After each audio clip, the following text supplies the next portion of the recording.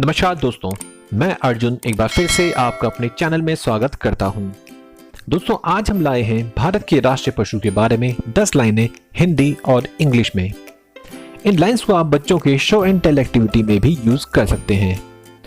इसके अलावा अगर आप किसी अन्य टॉपिक पर हमसे वीडियो बनवाना चाहते हैं जो अभी तक हमने कवर नहीं किया है तो हमें कमेंट बॉक्स में लिखकर बताएं। उम्मीद करते हैं हमेशा की तरह ही आपको ये वीडियो भी पसंद आएगा।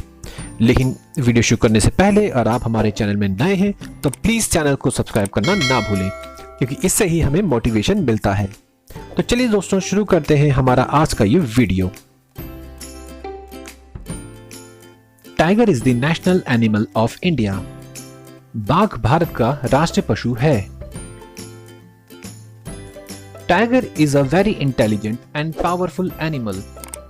बाघ एक बहुत ही बुद्धिमान और शक्तिशाली जानवर है। Tiger is a carnivorous animal.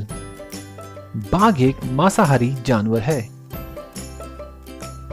A tiger has 4 legs, 2 eyes, 2 ears and a tail. बाघ के 4 पैर, 2 आंखें, 2 कान और एक पूंछ होती है।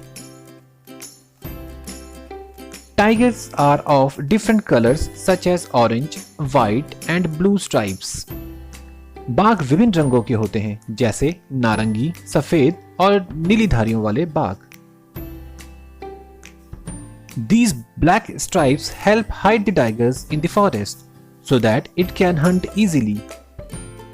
ये काली धारियां बाघ को जंगल में छिपाने में मदद करती हैं ताकि वह आसानी से शिकार कर सके।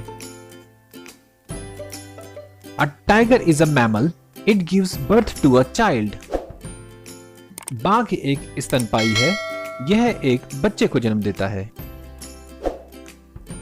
Species of tigers are in a state of extinction all over the world. पूरी दुनिया में बाघों की प्रजातियां विलुप्त होने की स्थिति में हैं। Conservation of tiger is very important for the balance of nature. प्रकृति संतुलन के लिए बेहद जरूरी है बाघों का संरक्षण।